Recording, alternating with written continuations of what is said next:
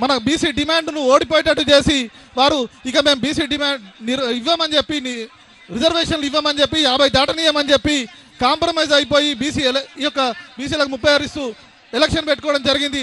తర్వాత గత్యంతరం లేని పరిస్థితుల్లో బీసీ రిజర్వేషన్ తగ్గడం కూడా మనం గమనిస్తూ ఉన్నాం.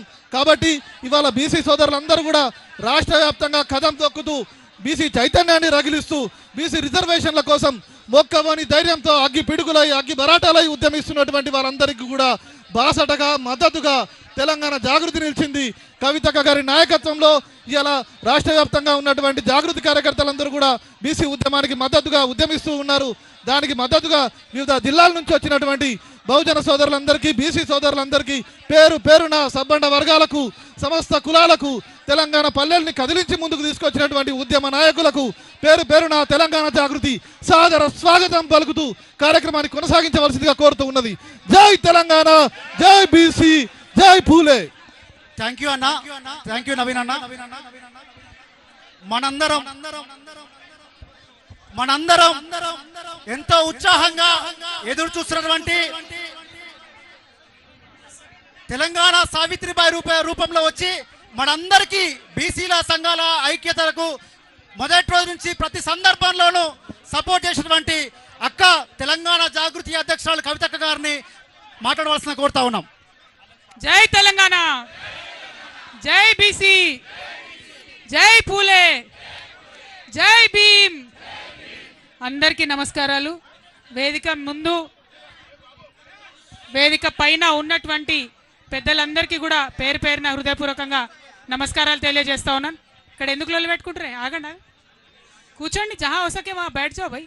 सिकलीगर भाई हमारे सारे आए, जहाँ हो सके वहाँ बैठ जाइए प्लीज़. बैठ जाइए ना, क्योंकि वहाँ औरतें बैठे उनके ऊपर मत गिरना ना प्लीज़. आप बैठ जाओ जहाँ हो सके. अपना प्रोग्राम है ना, अपने मसाइल बताने का है. आप बैठ जाओ. ఇవాళ ఇక్కడికి వచ్చినటువంటి మిత్రులందరికీ కూడా హృదయపూర్వకంగా నమస్కారాలు తెలియజేస్తా ఉన్నా. A very happy new year to all of you. Happy new year to all of you.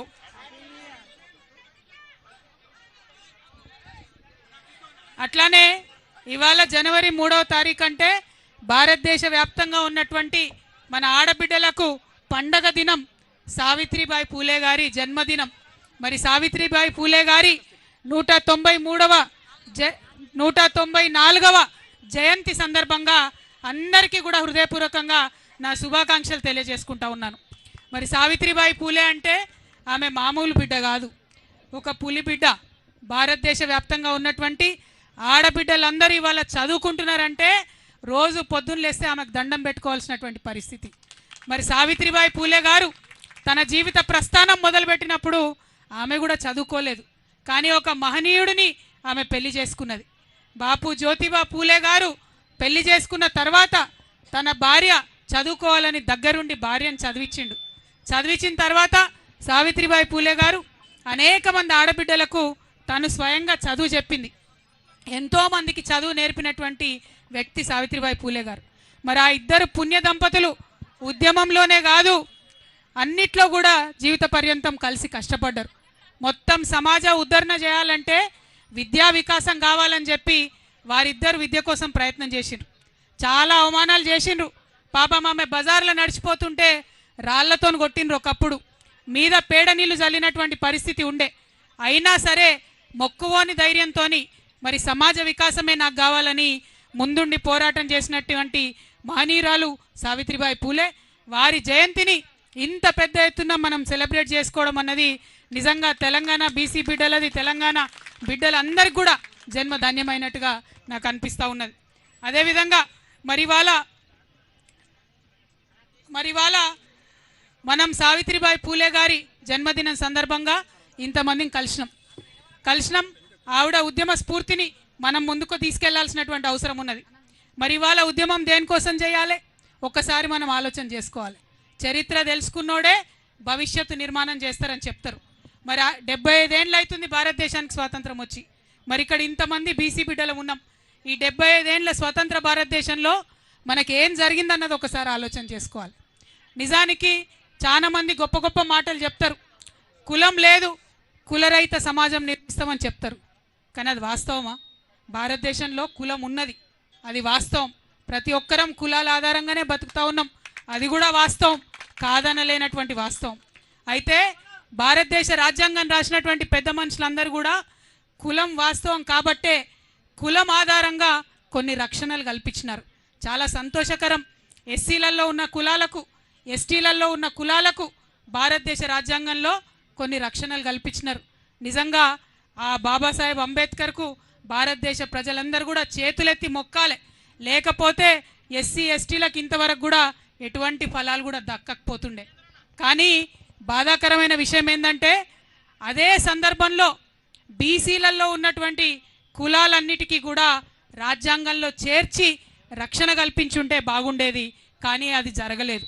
మరి అది జరిగి ఉంటే ఇవాళ నేను బలంగా చెప్తా ఉన్నా, మన బీసీల సంఖ్యాబలంతో నేను చెప్తా ఉన్నా, ఆనాడే రాజ్యాంగంలో బీసీలకు రక్షణ దొరికి ఉంటే ఇవాళ భారతదేశం అభివృద్ధిలో అమెరికాను దాటేసి ఉండేది అనేటటువంటి విషయాన్ని మనం ఈ సందర్భంగా చెప్పుకోవాల్సినటువంటి అవసరం ఉంది. కానీ జరగలేదు. జరగకపోగా తర్వాత ఉన్నటువంటి ప్రభుత్వాలు ఎంతోమంది ఉద్యమాలు చేస్తే 1953లో నెహ్రూ గారు ఆనాడు ప్రధానమంత్రి ఉన్నప్పుడు మొట్టమొదటిసారి బీసీల మీద అధ్యయనం చేయడానికి కాకా కాలేల్కర్ కమిషన్ అని చెప్పి వేయడం జరిగింది. పాపం ఆయన పెద్ద మనిషి, మంచిగా చదివిండు, పరిస్థితులు అధ్యయనం చేసిండు, భారతదేశం అంతా తిరిగిండు, 2 ఏళ్లలో రిపోర్ట్ ఇచ్చిండు. అయితే నెహ్రూ గారు ఏం చేసిరంటే ఆనాడు, నువ్వు రిపోర్ట్ ఇచ్చినావు కరెక్టే, 2399 కులాలు ఉన్నాయి బీసీలల్లో అని చెప్తున్నావు కరెక్టే, అందులో 837 కులాలు ఎంబీసీ కులాలు మోస్ట్ బ్యాక్వర్డ్ ఉన్నాయని చెప్తున్నావు కరెక్టే, కానీ దీనికి ప్రాతిపదిక ఏంటిది అని ఒక ప్రైమ్ మినిస్టర్ స్థాయిలో ఆ రోజు ఆయన చెప్పి, ప్రైమ్ మినిస్టర్ నెహ్రూ గారు ఆ యొక్క రిపోర్ట్ని ఆనాడు రిజెక్ట్ చేసిండ్రు. ఇది చరిత్ర కాదనలేనటువంటి వాస్తవం అని ఈ సందర్భంగా మనందరం కూడా గుర్తు చేసుకోవాలి. మరి ఇక్కడ ఒక ప్రశ్న నేను కాంగ్రెస్ వాళ్ళని అడుగుతా ఉన్నా. నెహ్రూ గారే కమిషన్ వేసిరి, 2 ఏళ్ళు ఆ కమిషన్ నెహ్రూ కేర్ కిందనే పనిచేసే, మరి ఏ ప్రాతిపదికన పనిచేసిందో ప్రధానమంత్రి గారికి తెలియలేదంటే, ఆ 2 ఏళ్ళు రివ్యూ చేయలేదంటే మరి ఇది కాంగ్రెస్ పార్టీ బీసీలకు చేసిన ద్రోహం కాదా అని చెప్పి నేను ఇవాళ ప్రశ్నిస్తున్నా. ఇవాళ ఇక్కడ మనం ఆలోచన చేసుకోవాలి. 1955లో ఆ రిపోర్ట్ రిజెక్ట్ చేస్తే మళ్ళా 24 ఏళ్ళు ఎవ్వరు కూడా బీసీల గురించి మాట్లాడలే. ఎక్కడా కూడా బీసీలకు ప్రభుత్వం కేంద్ర స్థాయిలో ఏమీ కూడా చేయలే. అప్పుడేం జరిగింది, కాంగ్రెస్ ఏతర ప్రభుత్వం వచ్చింది. జనతా పార్టీ మొరార్జీ దేశాయ్ గారు ప్రైమ్ మినిస్టర్ అయిన తర్వాత 1979లో బీపీ మండల్ కమిషన్ వేసిరు. కాంగ్రెస్ వాళ్ళు వేయలే మండల్ కమిషన్, వేసింది మొరార్జీ దేశాయ్ జనతా పార్టీలో. ఆయన పెద్ద మనిషి, బాగా స్టడీ చేసిండు, చాలా అన్యాయం జరుగుతుంది, 70% విద్యా ఉద్యోగాలలో మరి వాటా ఇవ్వాలని చెప్పి సంవత్సర కాలం లోపలనే రిపోర్ట్ ఇచ్చిండు. కానీ అంతలోపు ఏమైంది, జనతా పార్టీ పోయింది, ఇందిరమ్మ రాజ్యం వచ్చింది. ఇందిరమ్మ రాజ్యంలో ఏం జరిగింది గొప్పగా చెప్తున్నారు ఇవాళ. ఇందిరమ్మ రాజ్యంలో ఏం జరిగిందంటే మండల్ కమిషన్ రిపోర్ట్ తీసి 10 ఏళ్ళు బీర్వాల పెట్టి భద్రంగా తాళం వేసిండ్రు. తప్పితే ఇందిరమ్మ రాజ్యంలో బీసీలకు న్యాయం జరగలే. ఇవాళ నేను అడుగుతా ఉన్న కాంగ్రెస్ పార్టీని, కాదంటారా ఈ వాస్తవాన్ని? 1980లో మండల్ కమిషన్ రిపోర్ట్ ఇస్తే మళ్ళా కాంగ్రెస్ ఏతర ప్రధానమంత్రి విపి సింగ్ 10 ఏళ్ల తర్వాత వచ్చేంత వరకు కూడా బీసీల గురించి కాంగ్రెస్ పార్టీ మాట్లాడిన పాపాన పోలేదు. ఇవాళ బాగా నోరు పెట్టుకొని మాట్లాడుతున్నారు. మేమందరం బీసీలం ఇందిరా పార్క్ దగ్గర 2 ముచ్చట్లు మాట్లాడుకుంటామంటే నిన్న రాత్రి 9 దాకా పర్మిషన్ ఇవ్వకుండా ఇబ్బంది పెట్టి, ఇక మీకు ఇప్పుడే బీసీలు గుర్తొచ్చిరా అంటారు. చెప్తాం మీ చరిత్ర కూడా చెప్తాం. మీరు 10 ఏళ్ళు భద్రంగా బీర్వాల పెట్టి తాళం పెట్టిరు మండల్ కమిషన్ రిపోర్టు. మళ్ళా కాంగ్రెస్ ఏతర ప్రధానమంత్రి వచ్చినప్పుడే, విపి సింగ్ గారు వచ్చినప్పుడే దానికి న్యాయం జరిగింది. ఆయన అమలు చేసిండు పాపం మండల్ కమిషన్ రిపోర్ట్ని. అమలు చేస్తే ఇక గొప్పగా మాట్లాడే భారతీయ జనతా పార్టీ నాయకులు విపి సింగ్ గారికి ఆనాడు సపోర్ట్ విత్డ్రా చేసుకున్నారు. ఆయన ప్రభుత్వాన్ని కూలగొట్టిండ్రు. సంకీర్ణ ప్రభుత్వం ఉండే, బీజేపీతో కలిసిన ప్రభుత్వం ఉండే, బీసీల కోసం మంచిగా చేసినటువంటి వ్యక్తి ప్రధానమంత్రిగా ఉండడానికి లేదని బీజేపీ ఆనాడు సపోర్ట్ వాపసు చేసుకున్నది. ఇది కాదా, ఇది తప్ప బీజేపీ నాయకులు ఇవాళ ఆన్సర్ చేయాలి. ఆనాడు మరి కాంగ్రెస్ వాళ్ళకు కూడా ఉండే ఎంపీలు, కానీ విపి సింగ్కి సపోర్ట్ చేయలేదు. మొత్తానికి ఆయన ప్రభుత్వాన్ని ఊలగొట్టిండ్రు. తర్వాత కేసుల మీద కేసులు వేసిండ్రు.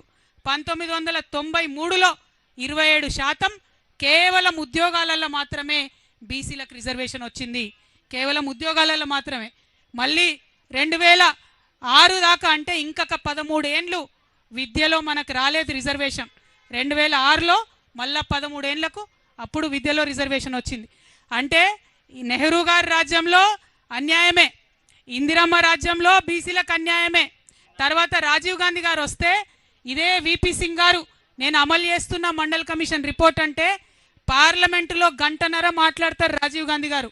మాట్లాడి ఏమంటారు, బీసీలకు రిజర్వేషన్లు ఇస్తే ఈ దేశం విచ్ఛిన్నం అయిపోతుందని చెప్పి ఆనాడు రాజీవ్ గాంధీ గారు మాట్లాడినరు. ఇది చరిత్ర కాదని లేని వాస్తవం, ఇది తప్ప అని నేను కాంగ్రెస్ వాళ్ళని వాళ్ళు అడుగుతా ఉన్నా. ఆ తర్వాత 2006లో విద్యలో వచ్చింది రిజర్వేషన్. ఇక కొట్లాడంగా మరి సోనియమ్మ రాజ్యం వచ్చింది. సోనియమ్మ రాజ్యంలో 2011లో కులగణన చేస్తామని చెప్పి మొదలుపెట్టిండ్రు. 4500 కోట్ల రూపాయలు ఖర్చు పెట్టిండ్రు, కులగణన చేసిండ్రు. కానీ ఆ రిపోర్ట్ మాత్రం ఇంతవరకు బయట పెట్టలే. ఎందుకోసం భయం, మనం ఎంతమంది ఉన్నామో తెలిస్తే అంత వాటా ఇవ్వాల్సి వస్తుందని భయం తప్పితే ఇంకొకటి ఏమీ లేదు. 4500 కోట్లు ఖర్చు పెట్టి సోనియమ్మ రిపోర్ట్ ఇవ్వకుండానే వెళ్ళిపోయింది. ఆ తర్వాత బీజేపీ ప్రభుత్వం 2014లో వచ్చింది. వచ్చిన తర్వాత బీజేపీ వాళ్ళు కూడా ఆ రిపోర్ట్ బయట పెట్టలే. బయట పెట్టకుండా ఇప్పుడు ఏమంటారు, బాజాప్తా ఓపెన్గా చెప్తున్నారు బీజేపీ నాయకులు, మేము కులగణనకు వ్యతిరేకం, మేము కులగణన చెయ్యము అని చెప్తా ఉన్నారు ఇవాళ. అట్లా అని చెప్పి సుప్రీంకోర్టులో కూడా వాళ్ళు అఫిడవిట్ వేసిండ్రు. ఇవన్నీ ఎందుకు చెప్పుకుంటున్నామంటే 2 జాతీయ పార్టీలు, అది కాంగ్రెస్ కావచ్చు బీజేపీ కావచ్చు, అడుగడుగునా బీసీలకు అన్యాయం చేసిరు తప్పితే ఎక్కడ కూడా న్యాయం చేయలే. ఇవాళ నేను ఇప్పుడు చెప్పినటువంటి విషయాలన్నీ ఏ ఒక్కటి అవాస్తవమైనా నేను రాజకీయాల్లోంచి శాశ్వతంగా తప్పుకుంటానని చెప్పి ఛాలెంజ్ చేస్తా ఉన్నా కాంగ్రెస్ పార్టీకి, బీజేపీ పార్టీకి. నేను కరెక్ట్ మాట్లాడుతా ఉన్నా, న్యాయబద్ధంగా మాట్లాడుతా ఉన్నా, ధర్మబద్ధంగా మాట్లాడుతా ఉన్నా.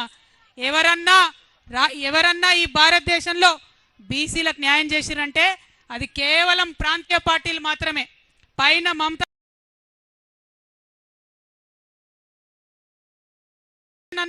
మీరు అమలు చేయండి, లేదంటే లెక్క తేలిన తర్వాత మేమెంతుంటే మాకంత రిజర్వేషన్ ఇచ్చి లోకల్ బాడీ ఎన్నికలకు వెళ్ళాలని చెప్పి ఈ సందర్భంగా నేను డిమాండ్ చేస్తూ ఉన్నాను.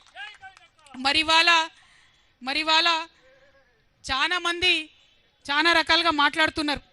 సావిత్రిబాయి పూలేకి నిన్న మనం ధర్నా పెట్టంగానే సావిత్రిబాయి పూలే జయంతి అఫీషియల్గా చేయాలని రాత్రి పూట మరి ప్రభుత్వం నిర్ణయం తీసుకున్నదట. అవునా కాదా? ఇది డెఫినెట్గా మన విజయమే. నేను చెప్తా ఉన్నా, కదులుతున్నాయి జంగు పట్టిన ప్రభుత్వం రథచక్రాలు కదులుతున్నాయి. తప్పకుండా రానున్నాయి మన బహుజనులందరూ కూడా మంచి రోజులు రానున్నాయి.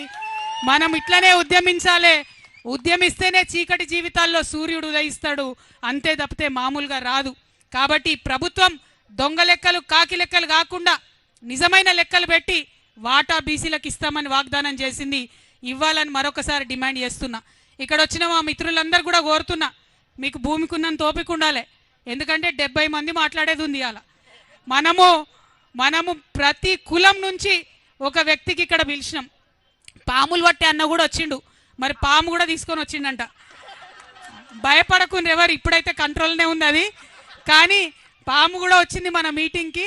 నేను మిమ్మల్ని రిక్వెస్ట్ చేసేది ఏంటంటే బీసీలలో ఉన్న అన్ని కులాలకు సంబంధించినటువంటి నాయకులు వారి వాయిస్ వినిపించాలనే ఉద్దేశంతో ఈ సభ పెట్టుకున్నాం. కొంచెం రష్ ఎక్కువైంది, అడిదికి ఎండ కొడుతుంది నాకు తెలుసు, క్షమించాలి. పోలీసు వాళ్ళు లేట్గా పర్మిషన్ ఇవ్వడంతో అంతకన్నా ఎక్కువ నీడ వేసే అవకాశం రాలేదు. మీ అందరితో నా రిక్వెస్ట్ ఏంటంటే ప్రతి ఒక్కరికి మాట్లాడే అవకాశం ఇద్దాం. మధ్యలో మా కళాకారులు వచ్చిండ్రు, కళాకారులందరూ కూడా మేము బీసీ కళాకారులం ఉద్యమిస్తామని చెప్పి వారు వచ్చిండ్రు, వారు కూడా పాటలు పాడుతుంటారు. మొత్తం అయిపోయినాక అందరూ 70 మంది మాట్లాడినాక లాస్ట్కు మళ్ళొకసారి ఈ మహాసభ తీర్మానాలు చేసుకొని అప్పుడు సభ ముగిస్తాం. కాబట్టి ఓపికగా కూర్చోవాలని చెప్పి అందరికి కోరుతా ఉన్నా. జై బీసీ, జై తెలంగాణ, జై తెలంగాణ, జై భీమ్, జై భీమ్. అక్క ధన్యవాదాలు.